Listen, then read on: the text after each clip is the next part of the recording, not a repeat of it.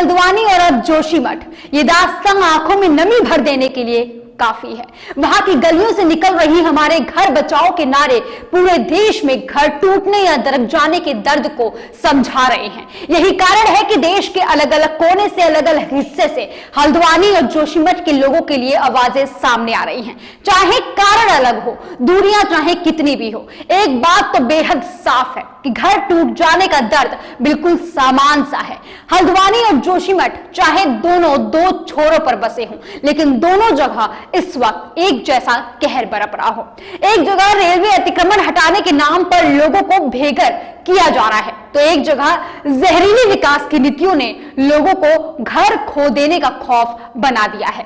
हल्द्वानी में उत्तराखंड की हाईकोर्ट के आदेश के बाद जिस गफूर बस्ती को अवैध घोषित किया गया था, वहां पर 4,365 घर बने हुए थे।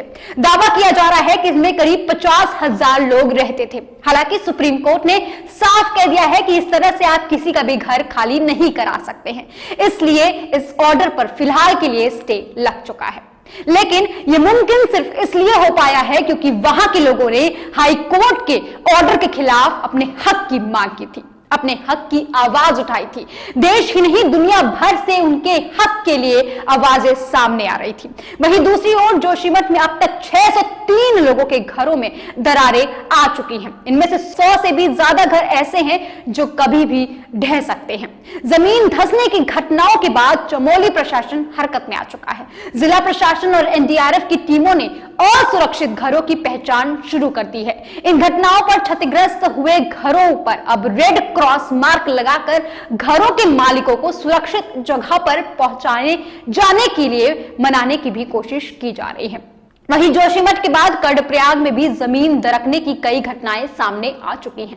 स्थानीय लोगों का आरोप है कि एनटीपीसी के हाइड्रो पावर प्रोजेक्ट की वजह से ये मुसीबत पैदा हुई है। जोशीमठ में होटल, ऑफिस, स्कूल सब कुछ ढह रहा है। ये लोगों के पास सिर्फ दो ही विकल्प है, या तो अपना घर छोड़ दें या फिर उस घर में अपनी जान को खतरे में डालकर अपने बसे बसाए घर में रहें।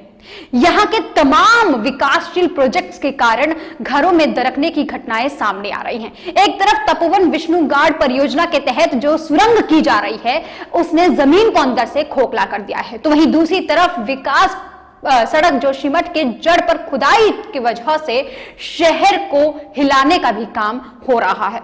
इन प्रोजेक्ट्स को रोके जाने के लिए कई बार आंदोलन हुए हैं। पिछले 1 साल से आंदोलन चल रहा है, लेकिन अभी तक कोई सख्त कार्यवाही नहीं की गई है।